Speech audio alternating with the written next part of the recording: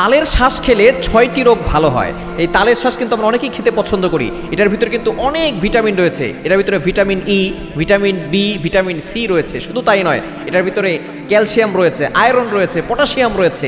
এটার ভিতরে খুবই উপকারী জিনিস রয়েছে। সুতরাং মৌসুমি যে ফলগুলো আছে, যেই সময় যে ফল আসবে সেটা আপনি খাবেন। এটা আপনার রোগ প্রতিরোধ ক্ষমতা বাড়াবে। আমরা অনেকে দেখা যাচ্ছে যে আম খেতে পছন্দ করি কিন্তু কাঁঠাল খাই না। এরপরে দেখা যাচ্ছে তরমুজ খায় না। অনেকে তালের শ্বাস খেতে পছন্দ করে না, আবার অনেকে পছন্দ করে। আপনি প্রত্যেকটা মৌসুমি ফল খাওয়ার চেষ্টা করবেন।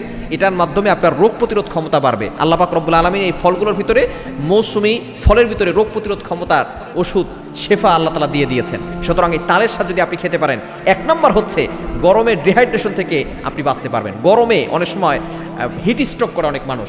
আপনি যদি তালের শ্বাস খেতে পারেন, দেখবেন আপনার শরীর ঠান্ডা থাকবে, আপনার পেট ঠান্ডা থাকবে এবং আপনি গরম থেকে বাঁচতে পারবেন। দ্বিতীয় নাম্বার হচ্ছে পানির শূন্যতা দূর করে। আমাদের অনেকের শরীরে পানির শূন্যতা আছে না?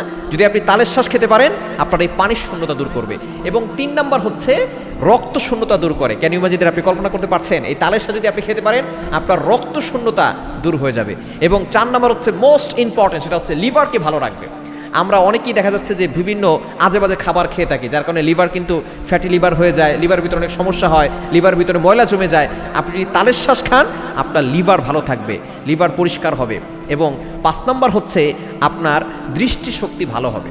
দৃষ্টিশক্তি আপনার জন্য যাতে করে ভালো হয়, এই জন্য আপনি তালের শ্বাস খাবেন। এবং ৬ নম্বর হচ্ছে আপনার হজম শক্তি বৃদ্ধি পাবে।